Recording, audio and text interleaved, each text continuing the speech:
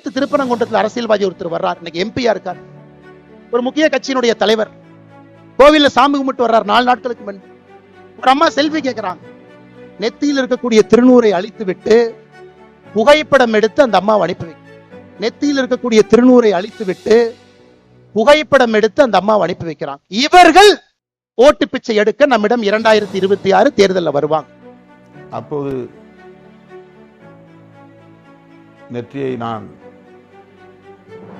துடைத்தேன். அது வழக்கமான ஒன்று. திருநீர் பார்த்து துடைக்கவில்லை. நெற்றிலே வேர்வை இருந்தாலோ அல்லது வேறு காரணங்களாக வேறுத்திருக்கும். வழக்கமாக நான் எப்போதும் தலையை இப்படி நெற்றியை துடைப்பது வழக்கமானது. எப்போதும் தலையை இப்படி நெற்றியை துடைப்பது வழக்கமானது.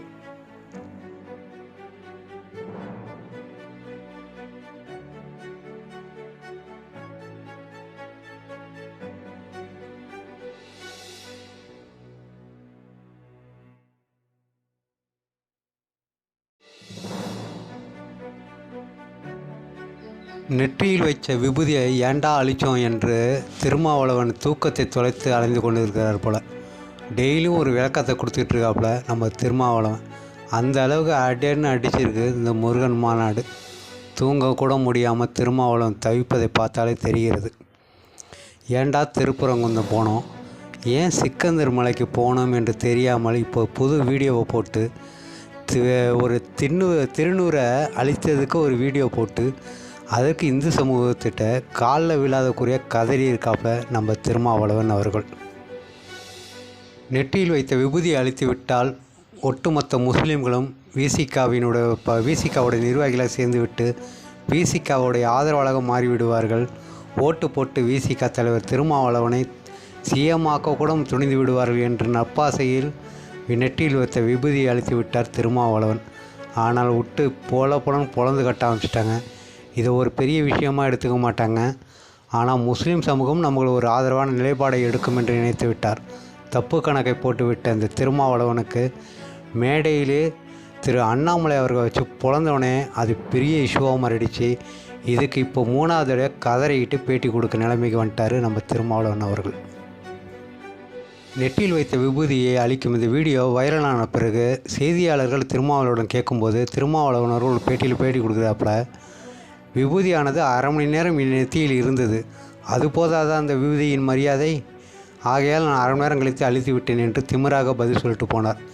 இப்போ முருகன் மாநாடு நடந்து முடிந்த பிறகு தான் தெரிகிறது நம்மளை வச்சு செஞ்சிருவான பொழுது ஒட்டுமொத்த கூட்டமும் அங்கே ஒன்றா சேர்ந்தால் நம்மளை என்ன பண்ணுவான்னு தெரியல அப்படின்ட்டு சும்மா பயம் வந்துருச்சு பொழுது. இப்போது ஒரு இருட்டு அறையில் உட்காந்து தண்ணியில் விளக்கம் கொடுத்துட்ருக்காரு. விபூதியை ஏன் அழித்தேன் என்பதற்கு 10 நிமிடம் விளக்கம் வேறு. இந்த விளக்கத்தை நீ அன்னைக்கே கொடுத்துருந்தீன்னா, அன்னைக்கே இந்த விபூதியோடு நீ சென்றிருந்தால் இன்று இந்த பிரச்சனை விஸ்வரூபம் எடுத்திருக்குமா? திருமாவளவன் அண்ணாமலை போட்டு பொழந்த பிறகு தான் திருமாவளவனை இப்போ உணர்ந்திருப்பார் போல நாம் செய்தது தவறு என்று. 2 நாடுகள்ல மட்டும் பெரும்பான்மையாக இருந்தாலும் கூட நம்ம யாருக்கும் எதிரி இல்லைங்க. அதை தைரியமா நீங்க காட்டுங்க. நேத்து திருப்பரங்குன்றத்தில் அரசியல்வாதி ஒருத்தர் வர்றார், இன்னைக்கு எம்பியா இருக்கார், ஒரு முக்கிய கட்சியினுடைய தலைவர், கோவில்ல சாமி கும்பிட்டு வர்றார். 4 நாட்களுக்கு முன் ஒரு அம்மா செல்ஃபி கேட்கிறாங்க. நெத்தியில் இருக்கக்கூடிய திருநூரை அழித்து விட்டு புகைப்படம் எடுத்து அந்த அம்மாவை அனுப்பி வைக்கிறாங்க. இவர்கள் ஓட்டு பிச்சை எடுக்க நம்மிடம் 2026 தேர்தலில் வருவாங்க. அன்னைக்கு கோயிலுக்கு போவாங்க, அன்னைக்கு நம்மை பற்றி நன்றாக சொல்லுவாங்க. அதை எல்லாம் நம்ம உணர்ந்துக்கணும். தூய்மை பணியாளர்களாக பணியாற்றக்கூடிய பெண்கள் பல பேர் என்னோடு படம் எடுத்துக் கொண்டார்கள். எல்லாம் முடிந்து நான் வெளியே வாசலுக்கு வந்தபோது ஒரு புதுமண தம்பதி செல்ஃபி எடுத்துக்கொள்ள வேண்டும் என்று ஆசைப்பட்ட போது நானாக வாங்கி எடுத்தேன். அவர்களே எடுக்க முயற்சித்த போது நானே அதை வாங்கி செல்ஃபி எடுத்தேன். அப்போது நெற்றியை நான் துடைத்தேன். அது வழக்கமான ஒன்று. திருநீர் பார்த்து துடைக்கவில்லை. நெற்றிலே வேர்வை இருந்தாலோ அல்லது வேறு காரணங்களாக வேறுத்திருக்கும். வழக்கமாக நான் எப்போதும் தலையை இப்படி நெற்றியை துடைப்பது வழக்கமானது.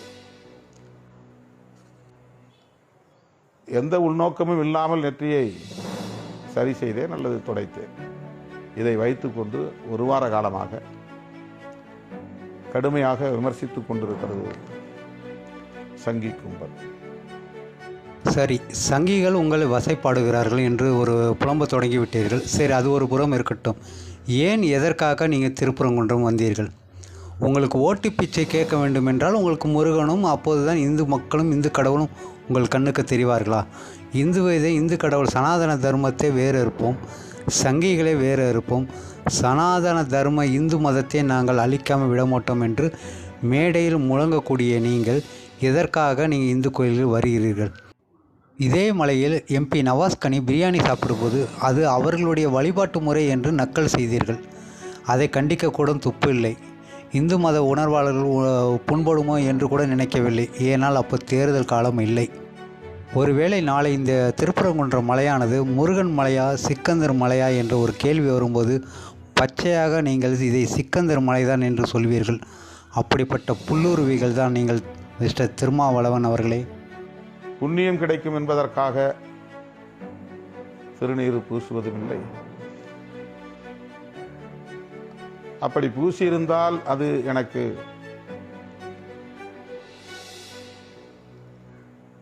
ஏற்புடையதில்லை என்கிற எண்ணமும் எனக்கு இல்லை. அதை அழிக்க வேண்டும் என்கிற உள்நோக்கமும் கிடையாது.